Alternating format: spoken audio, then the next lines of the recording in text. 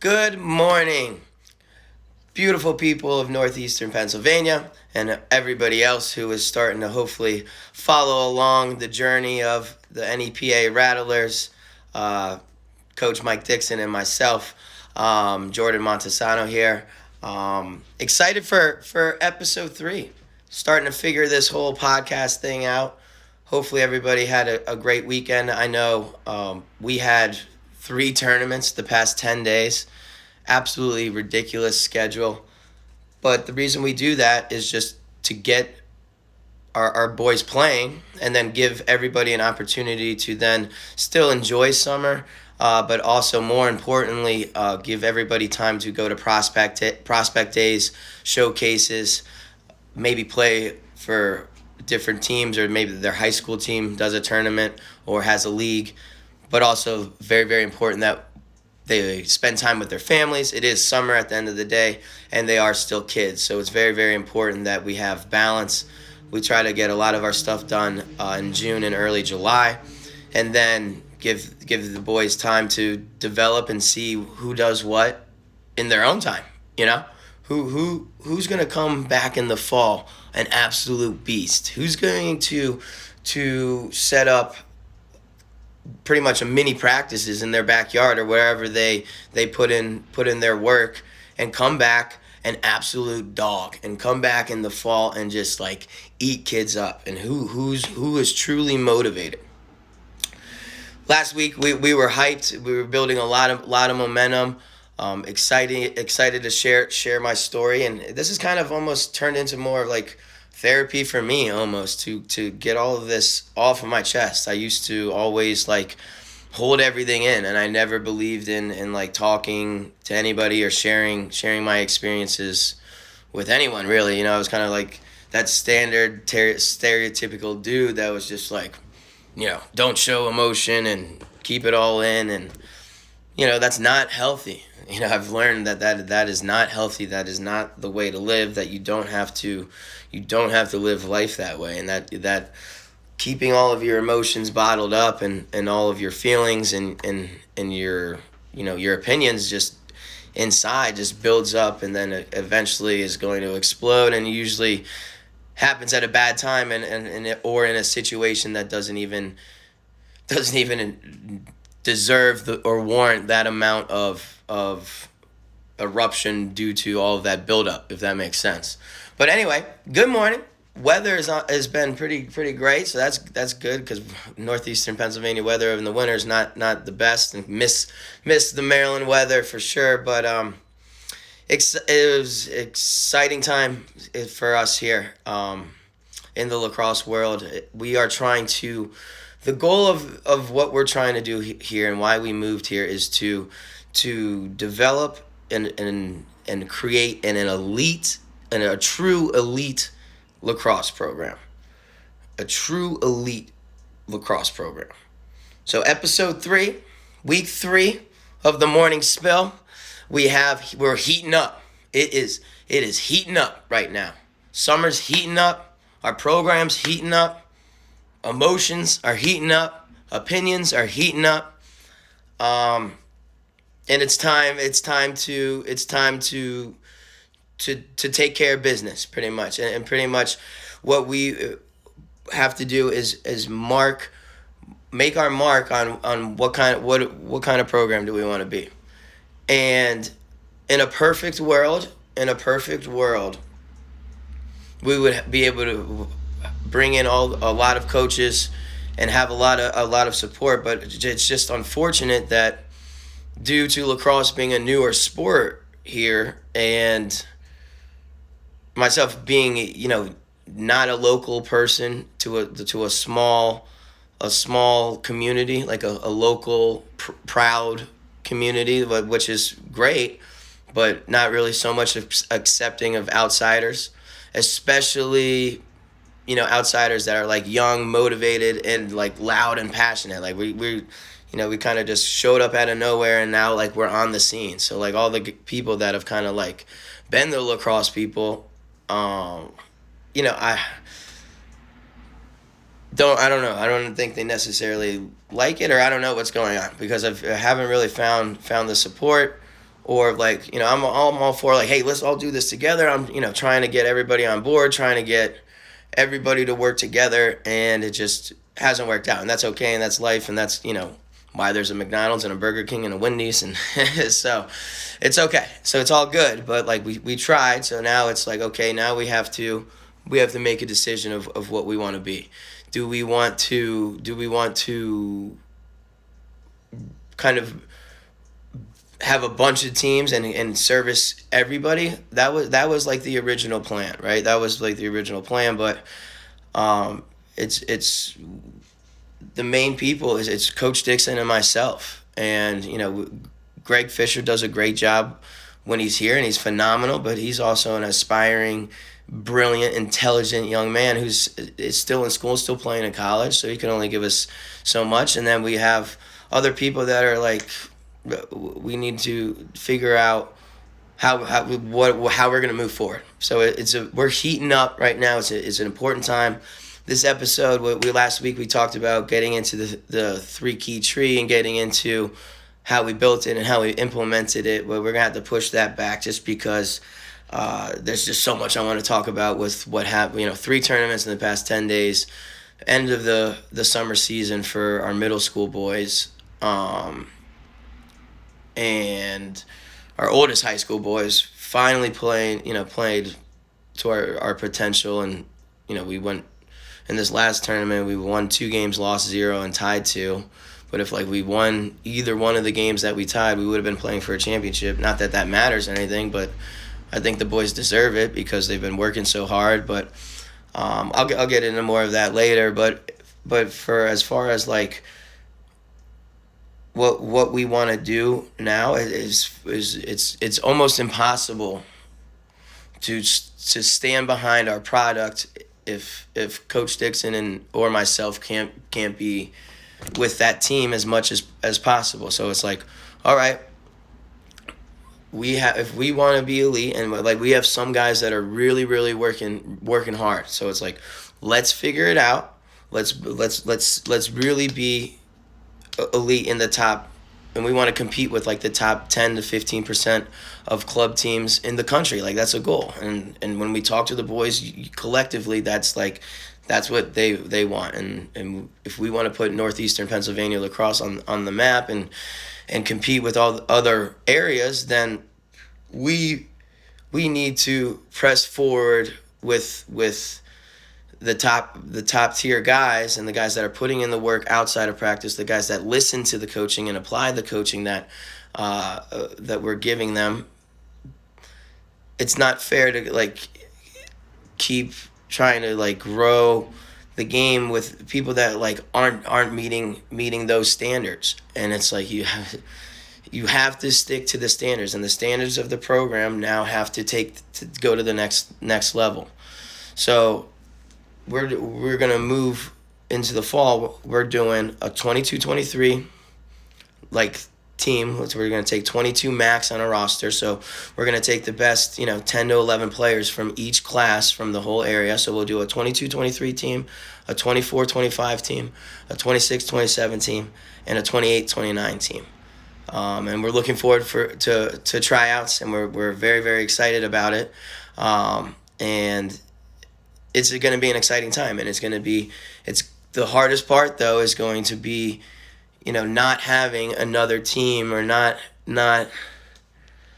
being able to work with some of these guys that have been showing up for the past 2 years. But it's gotten to a point where we can't sub guys on and off the field. We're saying, hey, cut through. Nobody's cutting through. So as a coach, it's just we need to figure out a better way to communicate, and we need to figure out a better way and try to understand. We're gonna put a bunch of time now in trying to understand and study how can we teach, or what can we do in practice that can maybe trigger a better response. Or hey, when we say we want you to sub, are we doing something wrong with how we're communicating?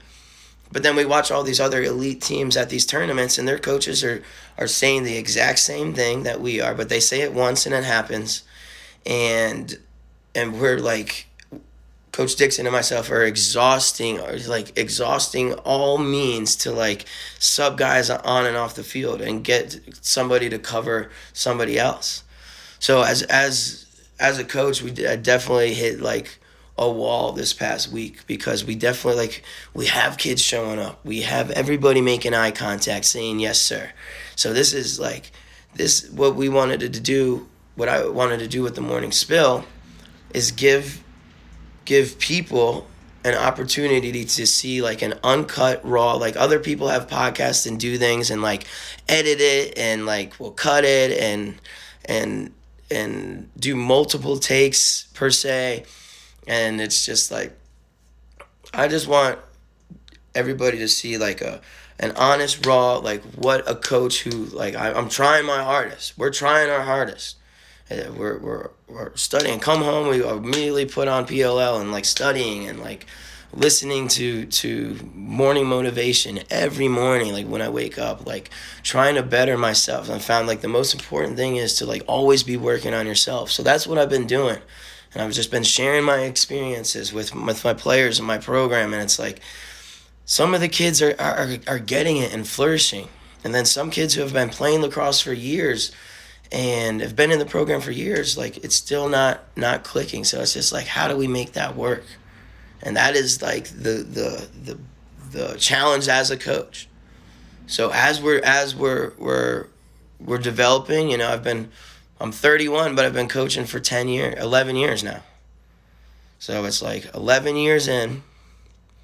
If I said 11 years ago, if I said, hey, in 11 years, you'll be with where I'm at with the NEPA Rattlers, I'd be like, you know, that's a dream come true. So I'm living the dream. I'm literally living the dream. But this has been like one of the toughest weeks as a coach, because it's just, you feel for the boys. I feel for the boys. Like these, you know, some of these boys are putting in the work and trying, and it's just like, you know, it's being elite. Like what we say is like, this is a business.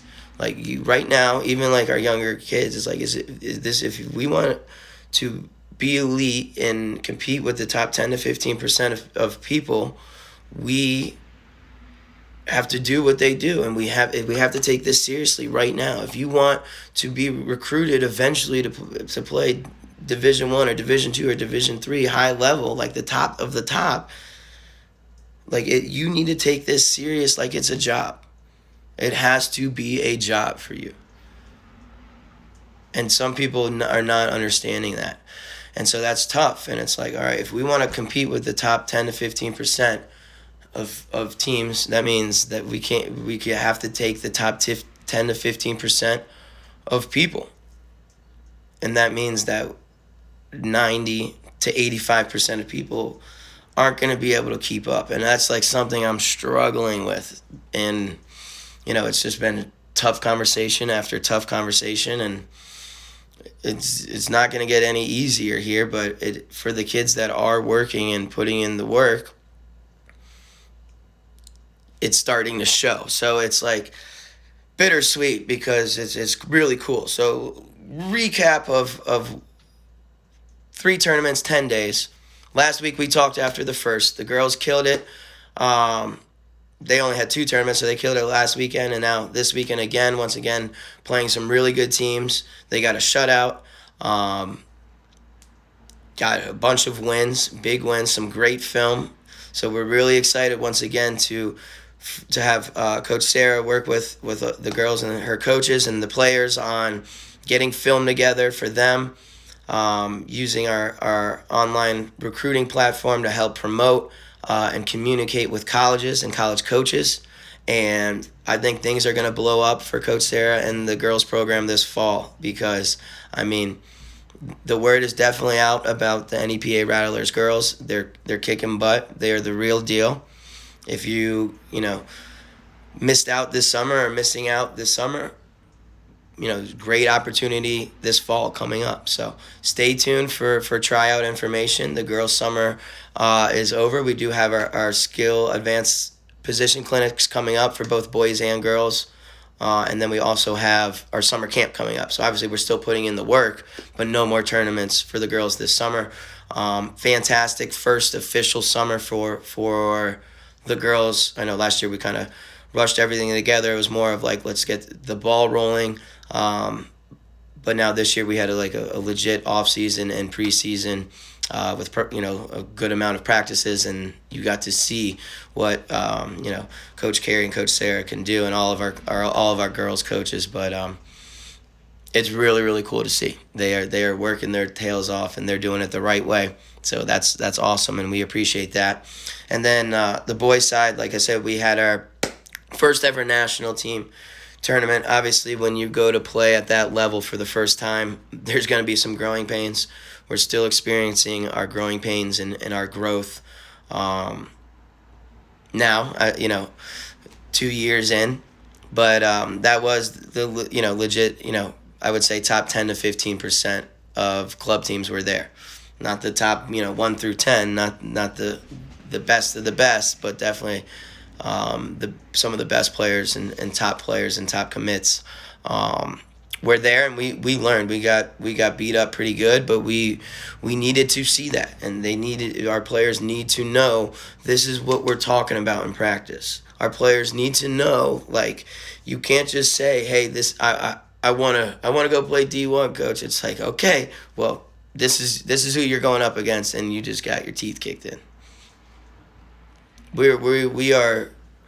don't sugarcoat anything. We are straight to the point. We tell players what they need to do. We tell them when they're doing something right. We tell them when they're doing something wrong.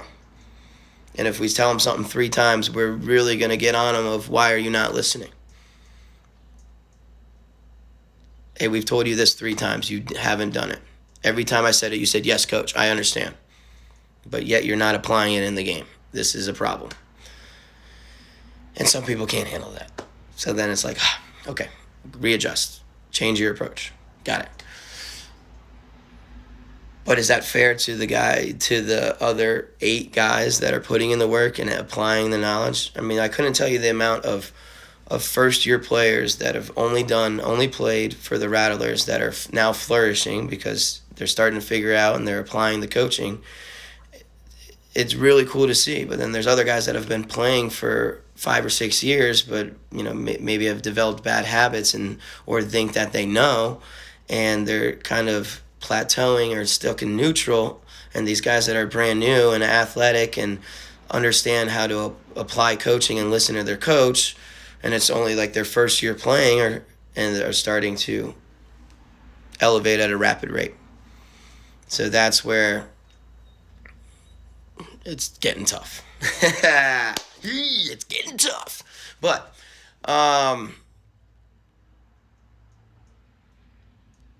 we're excited. So the national team had a lot of it was Wednesday was that wall I was talking about, in that point where I was like, man, I've been here 3 years. Obviously started with a facility and had a lot of our kids there, and then last year starting the NEPA Rattlers, and now this year with the NEPA Rattlers, it's like I've been coaching some of these kids for 3 years, and like we're still struggling to like find a guy to cover, to like sub on and off the field, to like cut through for a Dodger, to like recognize who the best players are on the other team.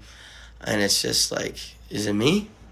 So I was like, I had a, like I've been saying in these podcasts, a reflection and a moment where on Wednesday I honestly thought it was me.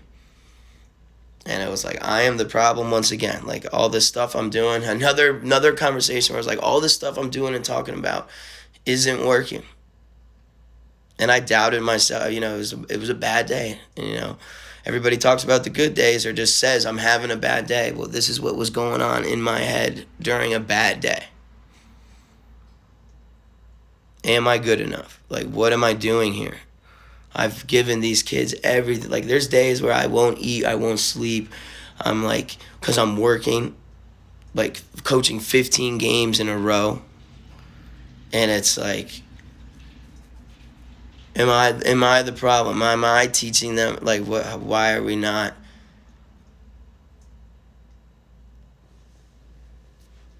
advancing? Why are we not growing? And it's just like we're just plateauing. So Wednesday was a rough day. Rough day. Obviously, in the past, I doubted myself and my training and everything that I'm doing, but I didn't give in to the doubt. That was a brief conversation, but then my training kicked in, and it's like, okay, here we go. How do we let this bad? How do we change this bad day around? How do we flip the switch? How do we figure this out? And it's like it starts with talking to people, communicating. So I talked to my partner, my best friend, to Coach Dixon. It's like, okay, who else do we need to talk to? Talk to parents of I talk to parents that I know would give me honest answers, and maybe I talk to a couple parents I haven't even talked to really, and just try to get their opinion. And got enough signs and talked and through the conversations that it's a process, and I once again need to listen to myself almost and trust the process. It's only been 2 years. You're at a top 10 to 15% skill level in your second or third year, and like we're losing games, but we're not necessarily getting like blown out. I mean, some games were bad. A couple of teams were really good, but I mean, a couple games we were also like right there, and just like a mistake or two away. And in high level lacrosse, a mistake or two leads to a goal. So it's like, okay, talk to enough of the parents, talk to enough of my mentors, talk to enough of the peoples of opinion that I trust. And I know I'm putting in the work. I know I'm watching other coaches and listening and watching teams and going to other practices and doing the research and the work. It's like, all right, I know I'm doing something right. So then we spent time at the beach with my family. My sister was able to come up and support. Coach Dixon's fiance was there, and that was huge because that's a huge missing piece for him, and he's sacrificing that once again to be here with these kids trying to build something that they've never had the opportunity in this area to build or have. And it's like, so, we do it for that, and it's like the things that we sacrifice. It was a nice, refreshing time to take a step back, and I was like, all right, let's not talk about it. Like, after obviously those conversations, it's not like 8 o'clock at night. It's like, okay, we need something refreshing. So we saw like this really highly reviewed band was playing like 30 minutes from us. So it's like, but we got games early, but I think we need a night out. You need to refresh. You need to be social. You need to remove yourself from the situation. So we went, and the band was absolutely amazing. It was a great time. Dancing, haven't danced or seen a live band in 2 years. Come back on Thursday. The boys show up. Our older team gets a win, ties a true team, which is a respected program. The younger national team, started slow again, but like finally put their foot down and came roaring back in a game. They're all smiles and coming together. So it's like, all right, this weekend we're going to put it all together and figure it out. Like, these guys got it. Like, the turning point has happened. So this past weekend at NXT Meltdown, I touched on it earlier, but our 22s, 23s played really, really well. That defense might be the best defense I've ever coached, arguably. And I am really excited to see where that goes. They won 2 games, lost 0, and tied 2. And like I said, if they won one of those 2 games they tied, we would have been playing for a championship. Not that matters, but like I said, that those kids, I think that they deserved it, and that's cool to see. With the 22, 23s, some really cool coaching moments during the weekend. Really getting on some of our guys who are struggling with their own heads, like in their own confidence. It's like, no, you can do it. And just because maybe you got stripped a couple times doesn't necessarily define you, and you need to be aggressive, and it's okay. Like, I'm pretty sure, I don't know the numbers on this off the top of my head, but like the guys who hit the most home runs usually strike out the most too, or like that's pretty strong correlation with baseball, and just like stuff like that. Like you got to take risks, like you got to be able to go to the rack. And then another guy working on his confidence and his development still, like doing a dodge, like something going wrong, coming off, correcting it, going back out there, taking the next step, coming back and being like, all right, this is the last thing you need to do to get this goal, and then goes out and does it and then scores, and it's like, let's go. So it's like those guys get it. They get it. They know, they're going to put in the work, hopefully, and like, let's go. The only problem is it's 20, we're running out of time with them, but they're there. They're putting out really good product. We beat some good teams. We tied some respectable teams, and it's like, let's go. Our 24-25 program, we tried to, one of the bigger, not necessarily complaints, but things we were hearing last year was just the inconvenience of location.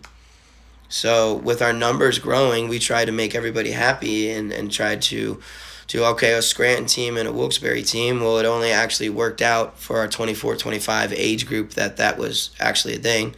So our 22s and 23s play together, and our middle school team plays, as one team.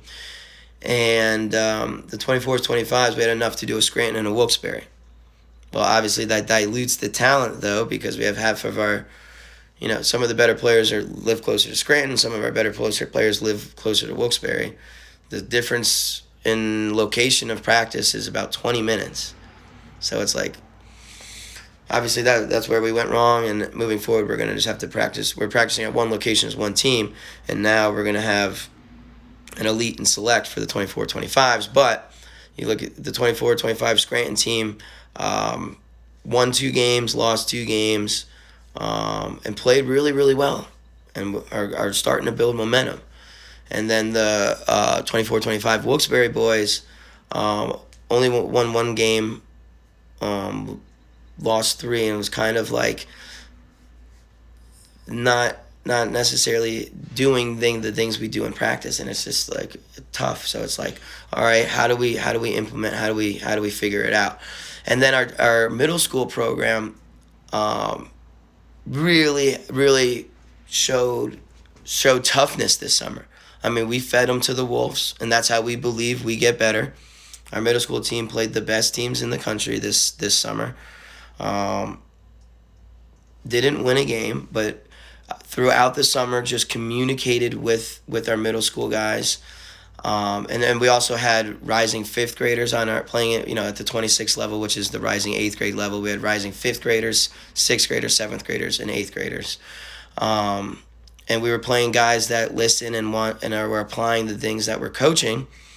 So we were playing like little 5th graders and 6th graders, because those guys are listening and putting in the work and trying to make their reads, and you could see them trying to process information and getting beat up on. So now they're going to be playing at that same age group for like 3 or 4 years. They're going to have not only be developed and like be really good, but they're also going to have a chip on their shoulder, because they're going to remember getting beat up on. And talking with the parents of their middle school program and all the players, that was another really cool moment when I was like, hey, we could play down, and we could play lesser quality teams, but I don't want to do that. I want to figure it out and learn and train and practice so we could beat and compete with these better teams. And I said, raise your hand if you want to figure it out with me. And every single kid's hand shot up within a second. And it was like at our end conversation in front of all the parents. So then the parents got to see, like, hey, like, everybody's on the same page that these games do not matter right now. What matters is they're seeing what elite lacrosse is, and they're going up against it. They're playing kids 2, 3, 4, some kids even 5 years older than them, with no fear. They're getting beat up on, but they're bouncing right back up. They're learning the game, and that is how we're going to change the culture. So our middle school teams are good. So it's just like, all right, we're just struggling with these younger high school kids. And it's a tough age at life. You know what I mean? It's that awkward age where they're like starting to feel opinionated and like thinking they know everything and thinking that they're adults, and why do they still, why do coach and my parents treat me like I'm a kid? And it's like, I got it. I was there. We all were, we got it. So it's like, we got to figure it out. But then there's kids that are just like dialed in, like first year players, first time players that are just like, yes, sir, coach, what do I need to work on? Come to every single practice, hit us up for private training, and like are putting in the work. And they're starting to flourish and they're starting to shine. So, like we said, woo-wee, are things heating up? Things are heating up. And I like it. I mean, I like the uncomfortableness. I like the sense of challenge. I like the sense of like of the pressure of like, hey, show us you're developing, and show us that you're committed, and show us that you're willing to work, and we'll work with you. But if not, we can't keep wasting. We're wasting too much time on kids and players that aren't committed and aren't putting in the work and aren't following the blueprint, that it's holding us back. And if we take this step forward, I think that would help us as retain local players. We still have local players as well. Another thing that really grinds my gears is we have local talent that is driving 2 hours to practice and play for other clubs. And it's just like, talk. We bring that, come to a practice. We're bringing the heat. And then it's like, coach, get them coming to practice. Coach, love your practice. Coach, love the intensity. Coach, love the pace of practice.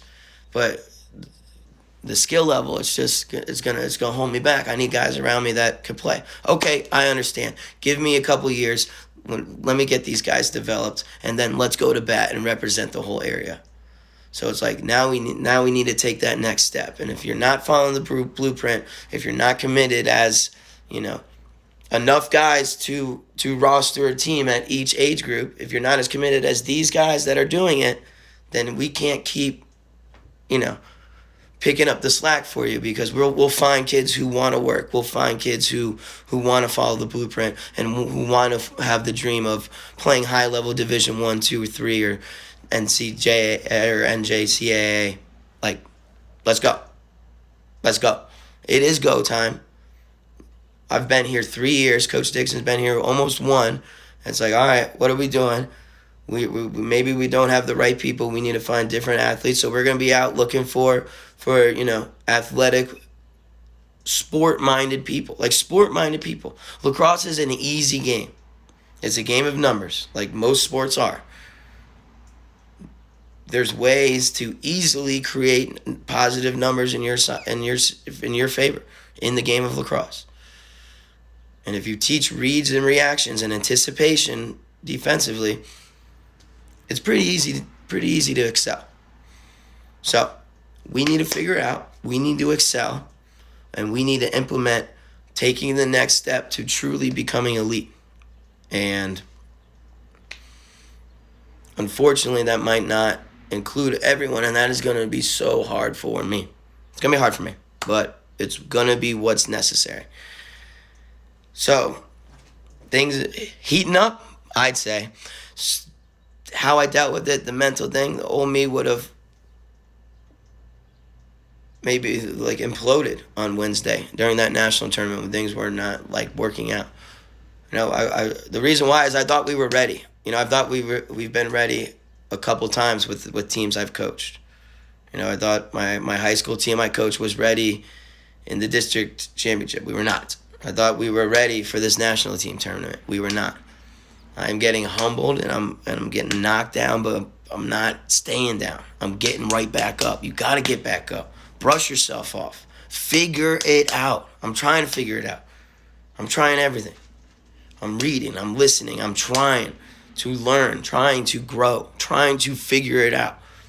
And I'm surrounding myself now with people who are on board with it and like, all right, let's figure it out. Let's figure it out. We're with you, coach. Let's figure it out. We got you. Practice when? We'll be there. All right. Position clinics, we'll be there. Got it. All right. Camp, we'll be there. Got it. All right.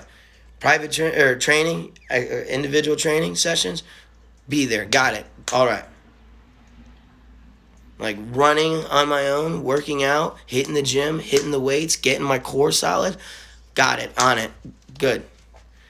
An hour of in-game dodging to a shot or in-game slide, recover, slide, break down, land a check, get back in.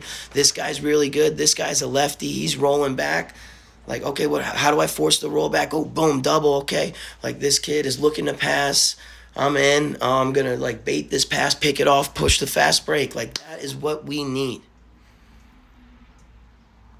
That is where enough people at each age group to form a team are at. So that's where we need to be at for the boys program. So that's where we are. That's the conversations we just had. This is ongoing live. This is what's cool about the morning spill. You guys are in here with it. Like, why not? Like, so much, like, I want to share my experiences, and this is what we're dealing with. My job and my profession is working with developing and character development of young adult men, like adolescents, kids, children, developing, being a teacher, being an influence. And it's like, okay, as that person, this is things that are happening on the other end. This is what we're dealing with. Like, it's cool. I mean, it's unique. So hopefully you guys share, you like it, you come back next week. Next week we are going to get into the 3-key tree.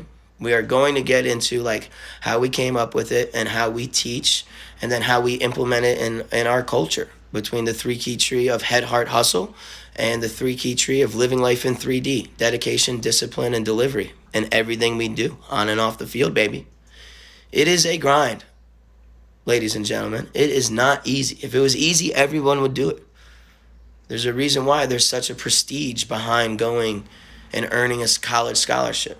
It is not easy. You have to sacrifice things in your life. You have to sacrifice your free time. You have to sacrifice being a kid almost at some points, to be putting in the work, to be doing things that are not fun, to be lifting weights, to be running when it's 97 degrees out. And you already worked and you had chores to do and you had to cut the grass and your brother and sister are pissing you off and you have to go to your grandparents later, but you need to get your running. You need to get your weights in, and you need to get your hour of gameplay reps in. Dodging to a spot, dodging, creating a slide, bouncing, faking that swing, driving back in, coming, swing, setting up a target on a swing pass 15 yards away so we don't throw the ball away. Like, grinding. It's go time. It's go time. So that's where we're at.